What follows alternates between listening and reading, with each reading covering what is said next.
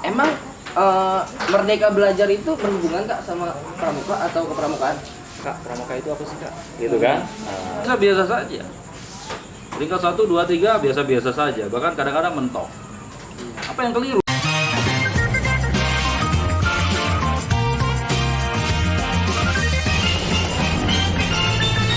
Assalamualaikum warahmatullahi wabarakatuh.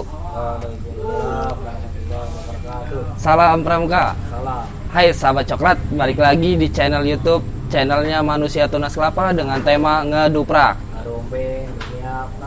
Hari ini kita bakal ngobrol tentang kegiatan pramuka di era new normal bersama Kak Ade Sunario. Kak, gimana nih Kak kabarnya? Kabar alhamdulillah baik, luar biasa. Masih seger aja nih Seger nyampe harus. jam segini? Harus dong, harus segar, nggak boleh loyo. Oh iya Kak, kita udah ke pertemuan yang kedua nih Kak. Ya. Udah 2 SKS lah saya kesini. Cuma kemarin saya masih sering kebawa mimpi Kak. Kenapa itu? Masalah kakak ngomong Merdeka Belajar. Saya paham tentang si Merdeka Belajar itu. Cuma yang saya bingungin, kemarin kan konsep kita itu di dalam gerakan pramuka ya Kak, atau di kepramukaan. Emang Merdeka Belajar itu berhubungan Kak sama pramuka atau kepramukaan? Sebelum ditanggapi nih, perasaan saya kemarin nggak ngomong tuh masalah Merdeka Belajar. Di balik layar. Oh. Di balik layar. Kemarin itu saya hanya menyampaikan bahwa Kak, pramuka itu apa sih Kak? Gitu kan? Saya jawab akhirnya, pramuka itu berpikir, bersikap dan berkarya merdeka. Ya. Nah, itu pramuka.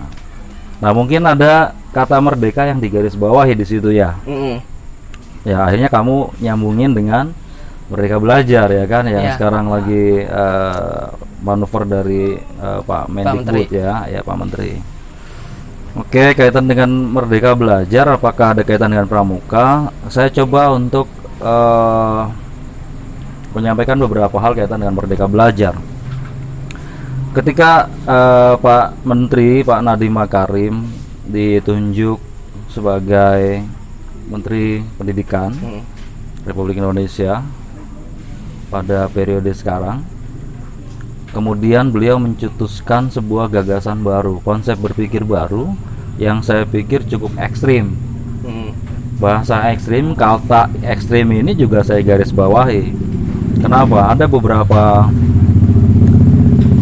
beberapa segmen yang saya tangkap tentang ekstrim, pengertian ekstrim, dan kemudian seperti apa sih ekstrim itu sendiri gitu kan. Saya ngutip misalnya seperti yang disampaikan Sujiwo Tejo tentang ekstrim itu. Ekstrim itu bagus kok. Bahkan Pak Bang Karni Ilyas pun saat di ILC itu dikritisi oleh Sujiwo Tejo. Bang Karni itu ekstrim, ya kan?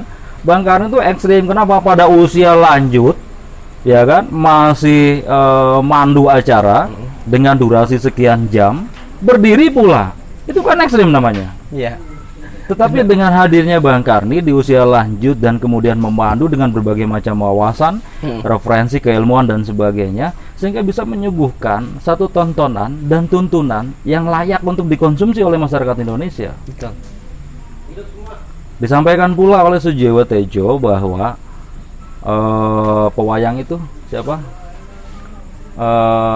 Pak Mantep ya. Pak Mantep. Ya. Disampaikan pula bahwa dia tidak akan ada lakonan wayang yang bagus, sajian yang bagus yang bisa dipersembahkan untuk penontonnya ketika dia tidak tidur dengan wayang. Benar. Ya kan? Ken Iji juga tidak akan melegenda kalau misalnya dia tidak menghabiskan waktu dalam 24 jam, dia habiskan mungkin 3/4 harinya, ya kan, dalam satu hari itu, atau mungkin sepenuh hari itu sebanyak 24 jam itu penuh waktunya untuk latihan dengan saksofon ya. Itu ekstrim. Iya. Ya kan? Guru-guru juga termasuk ekstrim. Bagi mereka yang pembaharu, guru yang punya inovasi bagus. Kenapa? Karena dia setelah melaksanakan kegiatan KBM di sekolah, dia kemudian menyusun perencanaan program kerja, perencanaan program rencana mengajar untuk esok harinya, sedemikian rupa sehingga menyajikan sebuah persembahan pelajaran yang menarik untuk putra-putrinya, yang menarik untuk siswa-siswanya untuk esok harinya. Itu juga ekstrim. Nah, kembali Pak Menteri, Pak Nadiem Makarim, saya melihat ketika Pak Nadiem Makarim mencetuskan Merdeka Belajar, ada beberapa hal yang saya tangkap di sana. Merdeka Belajar itu adalah sesi 1. Episode pertama, ya kan, yang dilakukan, manuver yang dilakukan oleh Pak Menteri untuk mengubah wajah pendidikan Indonesia. Dikatakan bahwa episode 1 itu disebut dengan Merdeka Belajar, guru sebagai penggerak. Nah, Merdeka Belajar yang dimaksud adalah dalam arti sebuah potensi evolusi mencetuskan atau melahirkan generasi SDM unggul masa depan Indonesia.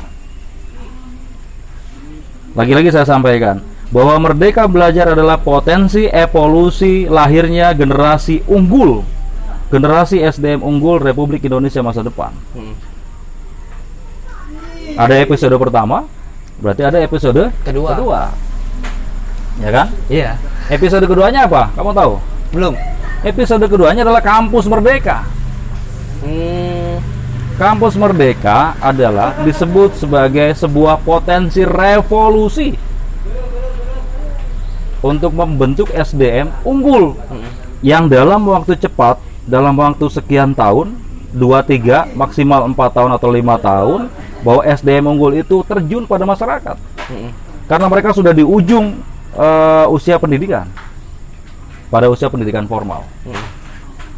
Nah, kaitan dengan Merdeka Belajar, beberapa hal yang saya tangkap bukan hanya sebagai potensi evolusi untuk SDM unggul Indonesia, tetapi Merdeka Belajar juga akhirnya menyisipkan beberapa hal yang harus dipahami oleh semua. Yang pertama, bahwa tahun 2021 Pak Menteri akan menghapuskan ujian nasional. Betul. Itu indikator pertama mengenai Merdeka Belajar. Yang kedua, Pak Menteri kemudian mencetuskan bahwa USBN silakan diatur oleh sekolah masing-masing. Atau bisa dikatakan bahwa evaluasi sekolah itu lakukanlah oleh sekolah masing-masing dengan otonomi masing-masing sekolah. Jadi tidak kemudian diatur secara terpusat, baik secara nasional maupun kewilayahan daerah. Yang ketiga, indikator yang ketiga adalah penyederhanaan RPP. Selama ini, bahkan sejak saya ngajar tahun 2000, Tebal-tebal. itu lama banget ya, 20 tahun yang lalu. Iya. Guru itu nggak pernah pusing dengan menghadapi peserta didik. Dia pusing untuk menyiapkan RPP. Betul. Saya sempat berkelakar, bercanda dengan beberapa pengawas. Waktu itu saya masih ngajar. Saya bilang, Pak, ini kita kalau begini terus mau kapan cerdasnya? Saya bilang teman-teman guru, termasuk saya. Ya kan? Bagaimana kita bisa mau menyampaikan pelajaran yang baik? Ya kan? Bagaimana kita bisa membentuk suasana belajar yang aktif, kreatif, efektif, menyenangkan? Yang ini muncul dengan kata pakem atau paikem itu. Iya. Ya kan? Bagaimana itu bisa terjadi sementara kami sudah pusing duluan dengan RPP? Dibuat dari mulai perencanaan, dari mulai kepala RPP-nya, bawah tujuan dan sebagainya, ya kan? Kegiatan inti, kegiatan pembuka, kegiatan inti, proses, sumbernya, bahan belajarnya, media yang digunakannya apa, waktunya kapan, selesainya kapan, instrumen penilaiannya apa. Udah pusing tuh guru. Iya, banyak banget. Akhirnya RPP aja bisa 4 lembar. Betul. Satu mata pelajaran. 3 atau 4 lembar. Kalau sehari itu 4 mata pelajaran, berarti berapa lembar? 3 kali 4, 12 lembar. 12. Hanya untuk RPP saja. Untuk menyusun RPP yang baik, saat itu tidak dibutuhkan waktu sebentar, butuh waktu yang lumayan lama. 1 jam mungkin, 1 mata pelajaran. Dan itu perlu fokus. Kenapa? Banyak hal yang harus disiapkan. Salah satunya adalah media belajarnya, bahan ajar dan sebagainya. Dan setiap mata pelajaran berbeda. Iya. Maka bahan ajarnya, medianya, sumber belajarnya juga berbeda. Strategi mengajarnya dilakukan juga berbeda. Gimana nggak pusing tuh? Digagaslah Merdeka Belajar. Sesuatu yang baru, nggak ngenakin.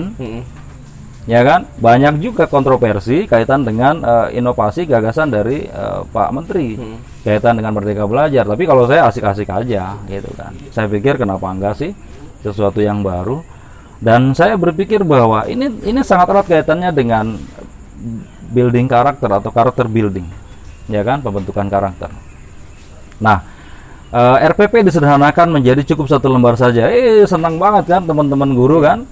Artinya apa? Bukan berarti dia menyepelekan pada saat proses pembelajaran nanti, tetapi minimal dia tidak terlalu dibebani. Iya. Beban pikiran itu akan terbawa pada pada kegiatan klasikal di ruangan kelas. Ya, itu akan terbebani. Dan Pak Nadiem mencoba untuk membuat terobosan-terobosan baru dalam proses pembelajarannya. Itu yang ketiga, indikator yang ketiga. Indikator yang keempat adalah zonasi, rekrutmen dan sebagainya, PPDB dan sebagainya. Itu juga sudah mulai dilakukan, ya kan? Bahwa kaitan dengan kewilayahan juga turut membantu atau turut menentukan kaitan dengan kemajuan pendidikan. Bagaimana punya peluang yang sama dari satu wilayah, tidak membedakan antara satu unit satuan pendidikan dengan satuan pendidikan yang lain, ya kan? Tinggal nanti bagaimana pemerintah untuk menyamaratakan seluruh standar nasional pendidikan yang ada. Apa saja itu? Dari mulai standar proses, darah isi, ya kan? Kemudian pengolahan, sarana prasarana, PTK-nya, gurunya, biayanya dan sebagainya, semua termasuk juga standar penilaian, semua akan coba harusnya pemerintah juga secara simultan melakukan perubahan-perubahan itu, ya kan? Artinya apa? Memiliki tingkat ketercapaian yang tinggi, gitu. Jadi ada 4 hal indikator dalam Merdeka Belajar. Yang pertama tadi adalah, lupa lagi, apa? 4 indikator dalam Merdeka Belajar. Hapus UN. Betul. Yang kedua, USBN-nya, ujian sekolahnya silakan diatur oleh sekolah masing-masing dengan otonomi sekolah. Yang ketiga, penyederhanaan RPP, perencanaan pengajaran itu. Dan yang keempat adalah zonasi.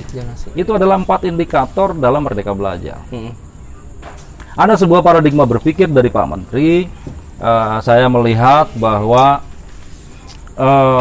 hasil belajar itu tidak diukur dengan ranking, tidak melulu diukur dengan nilai, kuantitas ataupun nilai ataupun apa begitu yang masuk dalam ranking atau grade nilai yang ada. Kenapa demikian? Dalam Merdeka Belajar, seluruh peserta didik dianggap sama. Mereka unik dengan karakternya masing-masing, tetapi sama dalam memiliki peluang untuk mengembangkan kreasinya, untuk mengembangkan bakatnya, untuk mengembangkan intelijensinya. Jadi ada yang disebut sama dalam hal ini bukan menyamakan peserta didik semua dalam posisi itu, tetapi menyamakan seluruh peserta didik dalam arti memberikan peluang yang sama kepada mereka untuk tampil, mampu menjangkau tingkat kompetensi dirinya sebagai peserta didik. Proses pembelajaran adalah sebuah proses untuk membentuk sikap, membentuk karakter, ya kan? Berjenjang masing-masing. SD mempersiapkan untuk persiapan ke tingkat jenjang menengah, menengah lanjut ke tingkat pendidikan tinggi dan seterusnya, ya kan? Sudah diatur, sudah ada dalam kurikulum seperti itu. Nah, dalam hal ini bahwa yang saya katakan tadi, seluruh siswa memiliki peran yang sama, memiliki peluang yang sama untuk mengembangkan dirinya. Tidak lantas kemudian, oh yang disebut siswa berprestasi itu adalah yang juara 1, 2, 3, enggak begitu. Saya tidak terlalu concern dengan grade nilai ataupun ranking yang dibuat oleh sekolah ataupun oleh guru. Karena itu hanya menunjukkan keberhasilan saja. Keberhasilan apa? Rata-rata hafalan. Betul. Tidak pada sisi implementatif atau implementatif, ya kan? Hanya pada sisi hafalan saja. Lantas apa yang mau diubah? Apa yang mau dibangun? Karakter apa yang mau dibangun dengan hafalan? Ada sebuah paradigma berpikir itu, maka muncullah yang disebut dengan terobosan Merdeka Belajar yang digagas oleh Pak Nadiem, Pak Menteri. Itu konsep Merdeka Belajar. Contoh, misalnya dalam satu angkatan sekolah, di satu sekolah satu kelas, pada tahun berapa misalnya, pada tahun 2000 misalnya, ada juara 1, juara 2, juara 3 di satu kelas itu. Sebanyak mungkin 35 orang Di grade dari peringkat 1 sampai peringkat 35. Sampai ke paling bawah. Nah, kemudian setelah beberapa tahun kemudian, anak-anak itu kan sudah bubar tuh. Lulus, ada yang kuliah, ada yang bagaimana dan sebagainya. Pada saat reuni, mereka bertemu.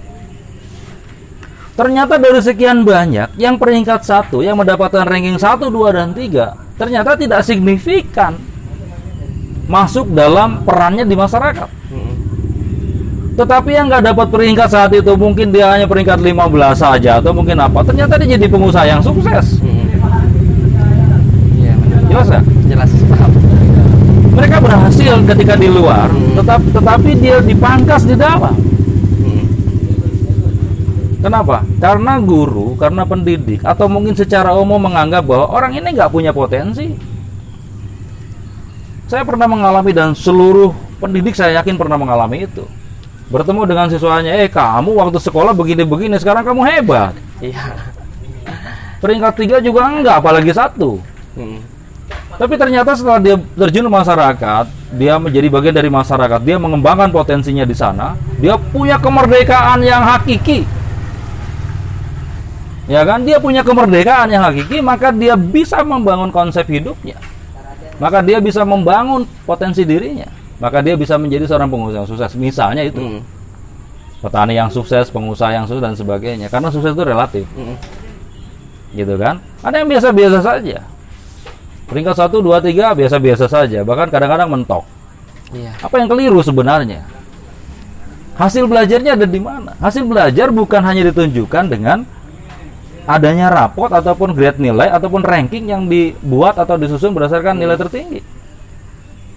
Ini salah satu hal yang menjadikan sebuah dasar pemikiran, maka muncullah konsep Merdeka Belajar. Kalau Ya. kaitannya sama kegiatan kepramukaan, Kak, apa bisa diimplementasikan di dalam konsep kepramukaan tersebut, si Merdeka Belajar ini? Saya bicaranya mencoba untuk tidak terpasung dengan keberadaan situasi pandemi. Ya, saya akan bicara secara lugas saja. Saya tidak mau bicara terpasung dengan pandemi karena akan berbeda. Iya. Merdeka Belajar dalam pendidikan kepramukaan seperti yang Merdeka Belajar yang ada di pendidikan formal, saya menganggap bahwa di pramuka itu, ketika kita mau berpikir merdeka, mau bersikap dan bertindak dan mau berkarya merdeka, maka kita akan bisa menunjukkan sejatinya pramuka. Pramuka tidak bersifat normatif. Pramuka tidak kemudian, mohon maaf, etika, sebuah etika, sopan santun dan sebagainya, ada ketidakenakan dan sebagainya, tidak juga dan tidak boleh memangkas rasa ataupun daya kritisi seseorang. Yang sering terjadi adalah karena rasa nggak enak, ada rasa begini dan sebagainya, akhirnya memangkas daya kritisi seseorang. Betul. Mati dia di situ. Karena semuanya bertindak demikian, berperilaku demikian, maka jadilah sebuah kesimpulan. Orang kritis itu orang yang nggak bagus. Ya kan? Padahal orang kritis berusaha untuk mencapai sesuatu yang di luar daya jangkaunya. Iya. Tapi karena yang menanggapinya tidak masuk dalam daya jangkau itu, maka dia tidak nyambung. Itu kemerdekaan dalam berpikir. Konsep pendidikan kepramukaan saya pikir sudah oke, sudah bagus. Hanya tinggal bagaimana inovasi-inovasi dibuat oleh para pembina, termasuk juga oleh tingkat pengurus kuartir dan sebagainya. Harus seperti itu. Jadi jangan sampai, tadi saya sampaikan bahwa etika tetap didepankan. Nomor 1, normatif, kaidah dan sebagainya tetap kita junjung tinggi sebagai sebuah acuan norma. Tetapi daya kritisi tidak boleh dipangkas. Ya kan? Daya kritisi tidak boleh dipangkas. Sehingga jangan muncul sebuah kesimpulan yang kritis itu keliru. Iya, betul. Ya kan? Atau dikelirukan. Akhirnya apa yang terjadi? Matilah orang-orang seperti itu. Dianggap melanggar dan sebagainya. Berbeda pendapat dianggap sebagai sebuah pelanggaran. Berbeda pendapat dalam kapasitas mungkin berseberangan haluan pemikiran dianggap sebagai sebuah yang kontroversi dan sebagainya. Saya pikir itu tidak harus terjadi di Pramuka.